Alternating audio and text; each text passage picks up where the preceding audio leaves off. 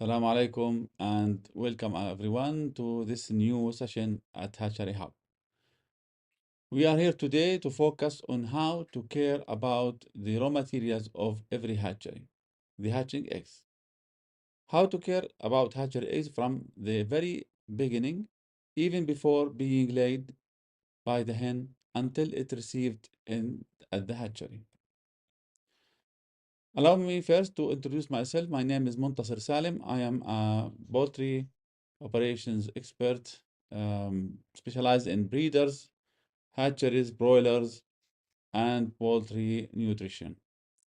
And also, I'm a certified trainer in hatchery and incubation management. I'm truly excited to reconnect with you all again and continue our journey of professional development and practical excellence. The hatchery egg is more than just a product, it is the primary raw materials of every hatchery worldwide and the gateway to the entire poultry value chain. A fertile and high quality eggs is the goal of every breeders everywhere, and it is the platform for every hatchery success. And here's the key.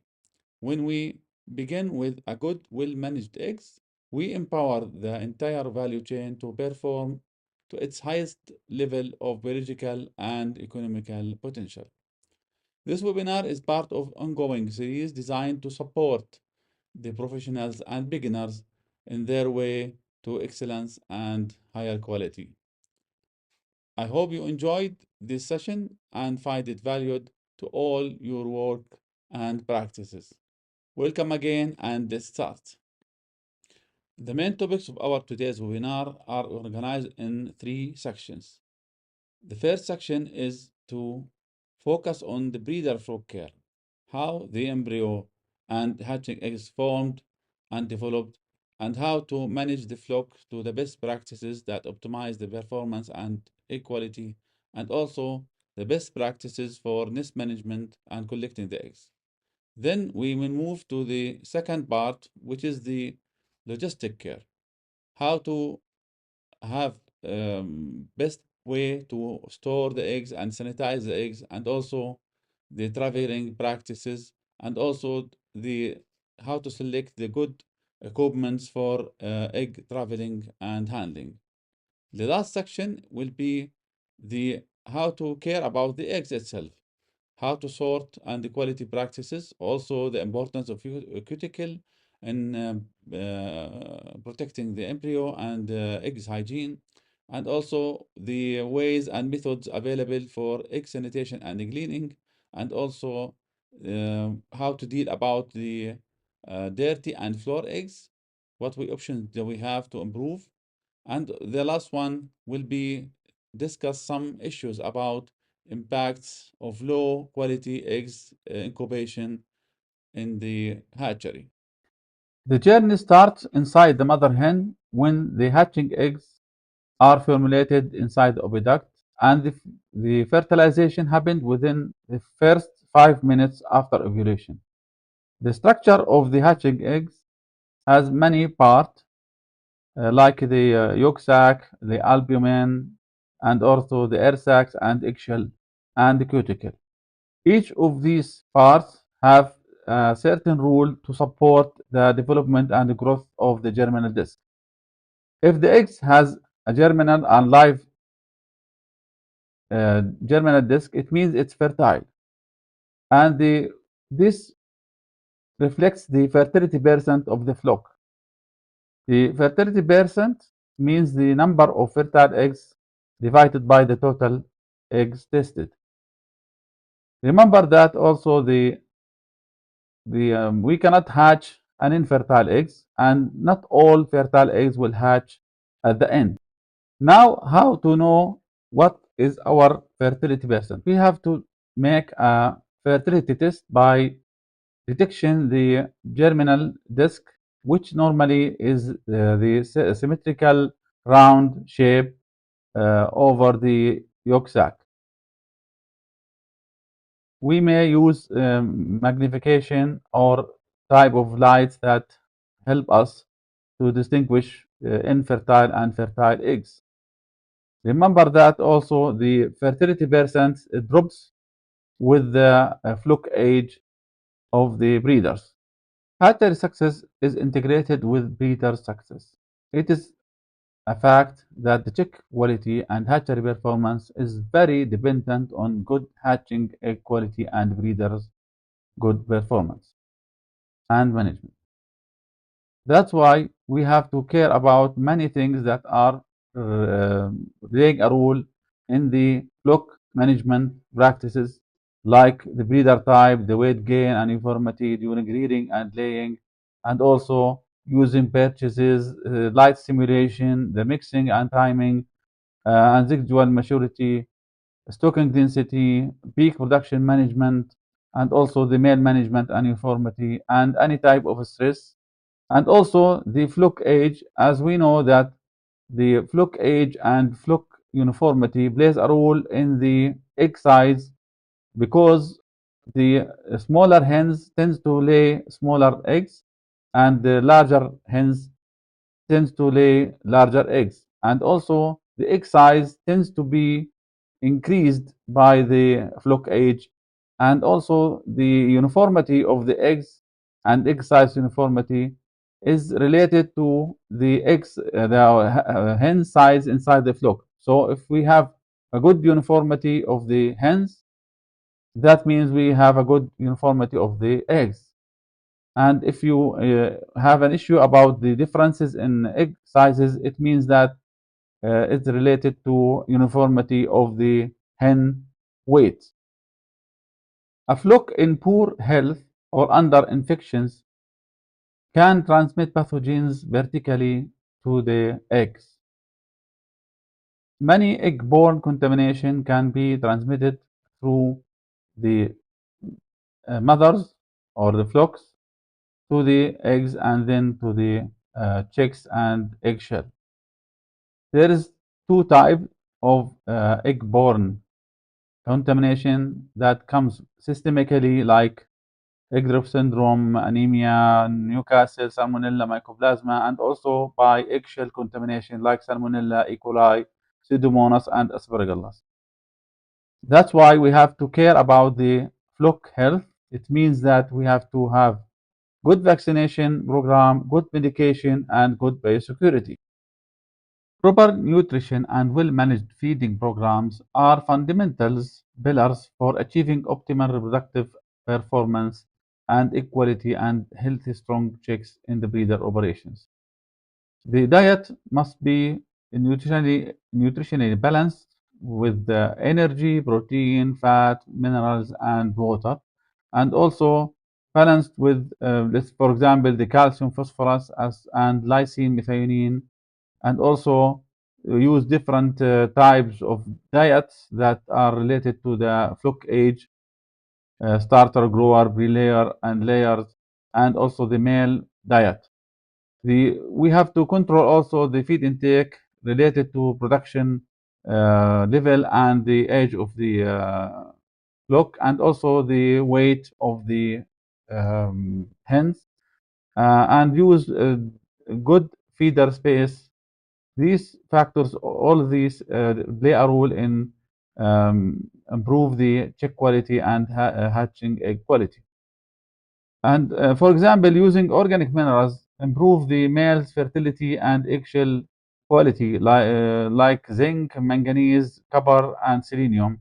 And also the deficiency of vitamin A and biotin and B12 have an impact of mid and late embryonic mortality and deformed eggshell and also weak chicks, despite that the egg appearing normal. The nest management is critical to have a good egg quality, whether it is manual or automatic nest. The egg should be collected many times before cooling down, and also the nest itself should be comfortable for the hen to encourage the hen to laying inside by good temperature and light, and also avoid any disturbances inside the house.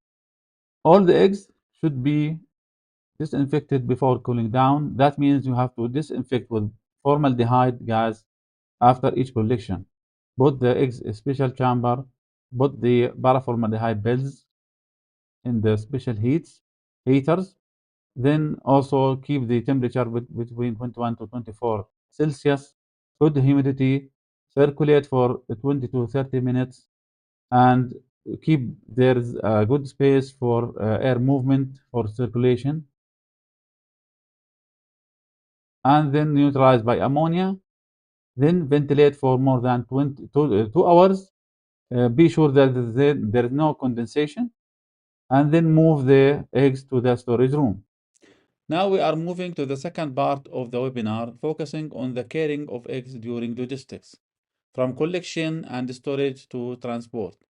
At this point, proper logistics are critical to ensure that every egg maintain its fertility, cleanness, and quality until reach the hatchery. This stage involves several key components: the quality of the equipment, the storage practices, and travel practices.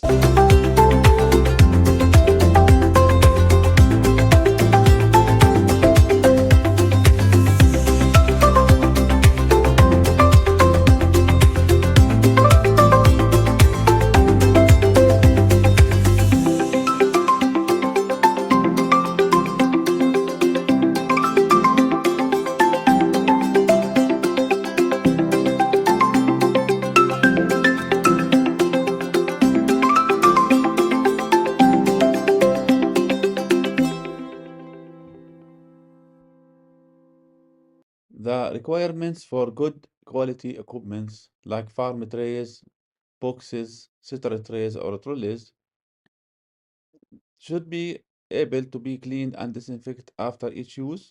The materials should be durable, non-porous, able to repeated cleaning, smooth surfaces, no cracks or area that traps dirt, and also proper design support egg good ventilation, and the smart design that holds the eggs firmly during movement but gently on the shell at the same time, and also fit to different egg sizes, large and small eggs, and can resist the chemicals of disinfection and easily for handling, light in weight and ergonomic and traceable. So can we allow labeling the flock and batch ID and have no sharp edges that can harm the eggs.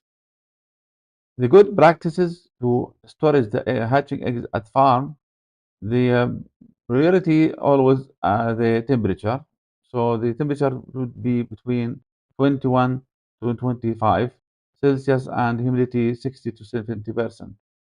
Be sure that all the eggs are cooled down before next travel, and also be sure that the good circulation, no hot spots or cold spots. Avoid direct draft, cooling draft that make sweating, and also be sure that there is all in all out system. The room should be sealed and insulated. You can also use some data loggers to help you traceable any problem and keep the room clean and disinfected. Now we are moving eggs from the farm to the hatchery. At this stage, the embryo is still extremely delicate and highly sensitive to damage. Any deviations or rough handling can lead to embryo damage, malformation, cracked shell or hair cracked shell, and may not visible from the outside. Eggs must be traveled under control settings, temperature 20 to 23, slightly lower than the farm storage, and relative humidity 60 to 70% with good circulation to avoid condensation or cold spot or hot spots. And also it's recommended to continuously monitor the eggshell temperature and uniformity, and may add or install the data logger that continuously record the temperature, humidity, and vibration levels along with the GPS tracking. Now we move to the third part of our today webinar, the stage where we focus on how to treat and select the eggs themselves. Not all eggs are suitable for incubation, affected by many farms and traveling conditions.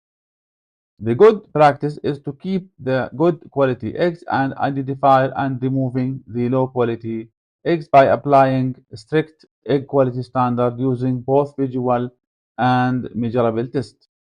These tests include or assisting includes the egg size, the oversized and small or double yolk should be removed. The good size is 53 to 70 gram of the eggs.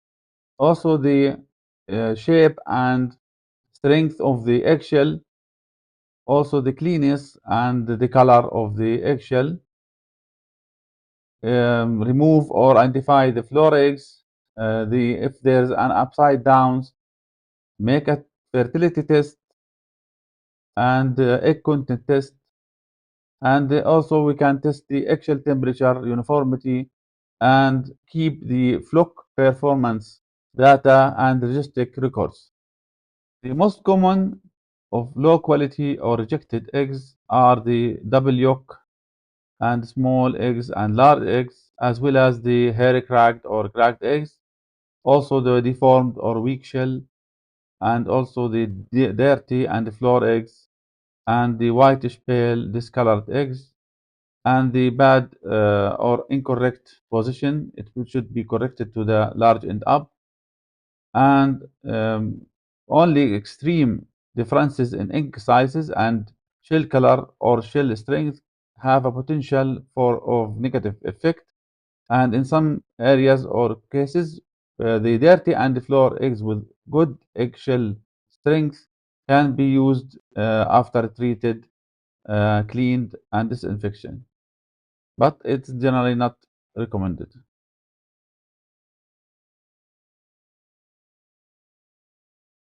Before we discuss any coming options for egg sanitation or cleaning practices in the next few slides, we must first understand the condition and sensitivity of the cuticle, because any cleaning or sanitation method can either protect or damage it. So, what is the cuticle? The cuticle is a very thin natural membrane that coats the eggshell. It is applied by the hen just before the egg is laid and serves as the egg's first line of defense against bacteria and external contaminants. Why cuticle is important? Because once it's dry, within the 2 or 3 minutes of lay, it seals the pores of the eggshell, creating a protective barrier that reduces bacteria penetration. This brings us to the farm again, and simply to say good nest practices can protect the cuticle, and the cuticle will protect the egg. So, understanding the sensitivity is essential before applying or choosing any sanitation or cleaning method that can severely damage the cuticle, as in the left egg.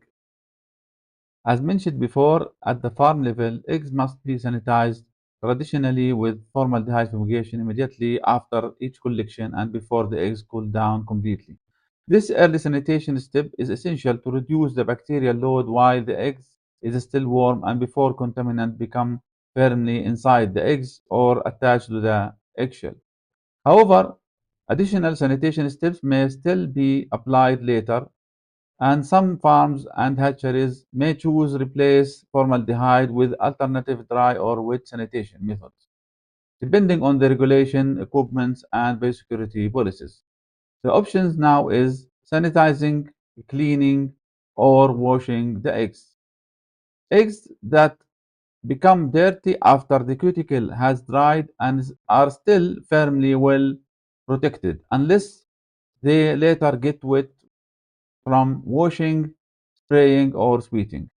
Although low quality eggs, especially dirty or floor eggs, are not recommended for incubation, the reality in many regions, often due to economic pressure or large production volumes, these eggs may still be sanitized, cleaned, or even washed to recover some value.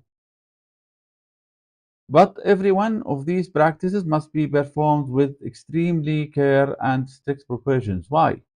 because any sanitation or cleaning procedures are highly sensitive and can easily damage the cuticle, weaken the eggshell integrity, and increase the contamination risk or compromise the embryo survival. So, any sanitation or washing or cleaning practices should be didn't damage the cuticle, effective to reducing the pathogen or killing the pathogens, safe for the embryo, neutral natural pH effect, also no temperature shocks or fluctuations. In the other words, while sanitation can support the egg quality, improper sanitation or washing or cleaning can quickly destroy it. This is why every step, whether done by the farm or the hatchery, must control, validated, or and executed with the highest attention to every detail. For the egg sanitation practices, we have many options. We have a dry disinfection or wet disinfection, washing or cleaning or scrubbing or wiping only for flour or dirty eggs. And also we have an option to combine two of this, maybe wash and sanitize or dry and wet sanitation. For dry disinfection, which is recommended, we have many types of dry disinfection, starting with fumigation, formaldehyde, with the special chamber like we done in the farm and can repeat it at the hatchery, and also some smokes creators for OPP or potassium monosulfate, or can use the UV lights or ultrasonic dry fogging. For wet disinfection, we can use the cold fogging or ULV or spraying, applying some chemicals like quat or chlorine or peroxides, peracetic acid, or non-chemical or natural solution like prebiotic or probiotic, essential oil, or natural blend.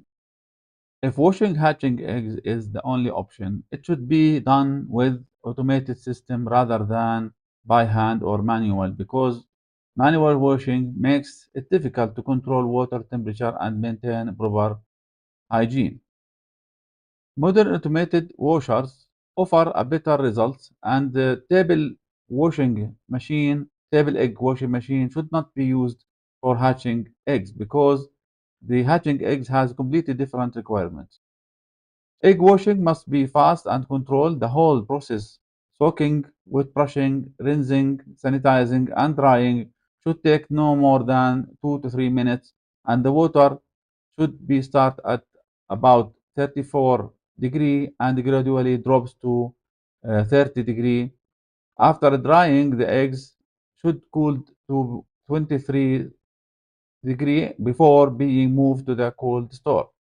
Using clean and single-use water is essential to maintain hygiene, although the process consumes a lot of water and carries a lot of risk of contamination during incubation. Proper temperature control, timing, and sanitation help to reduce that risk.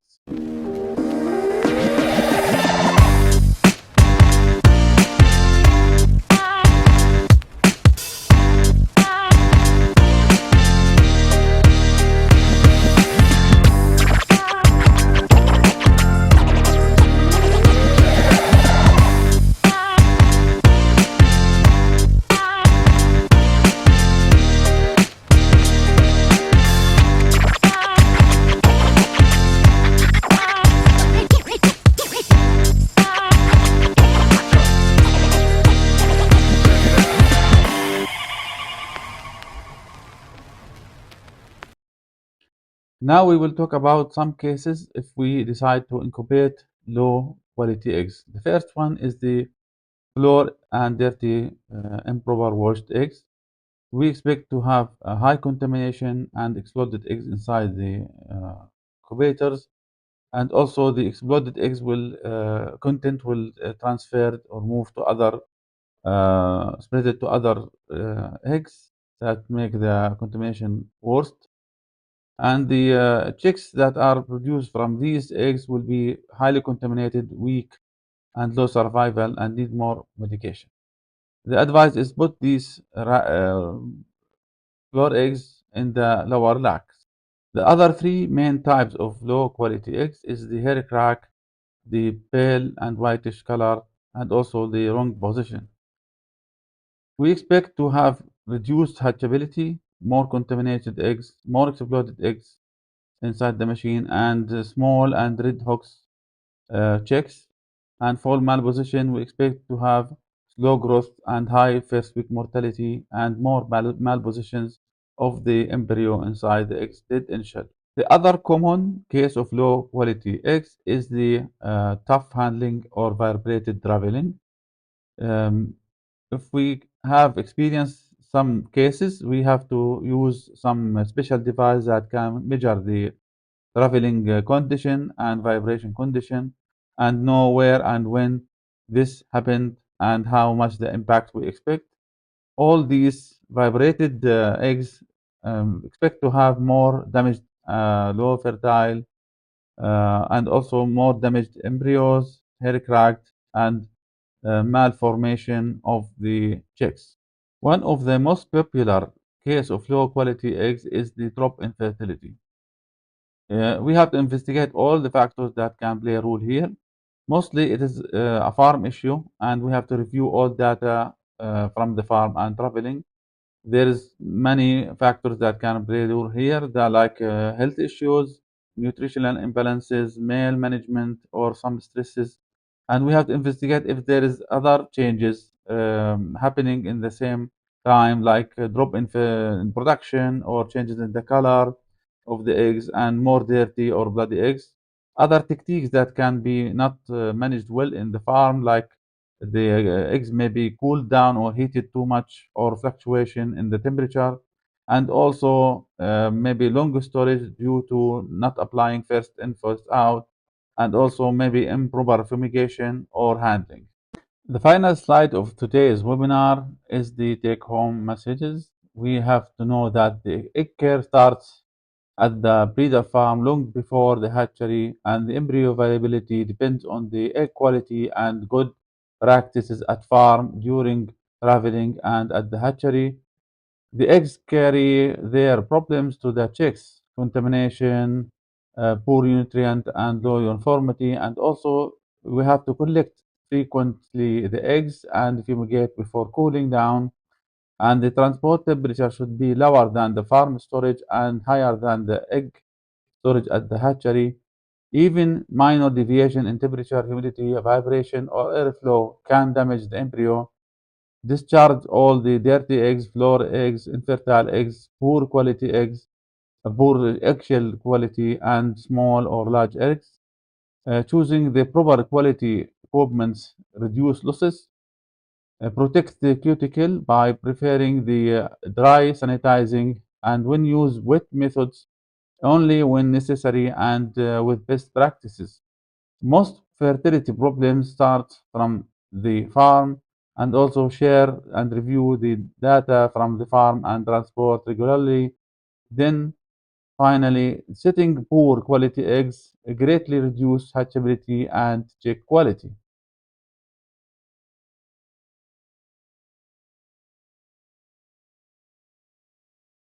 Finally, hope you enjoyed this webinar, and thank you for joining us, and see you soon in coming webinars.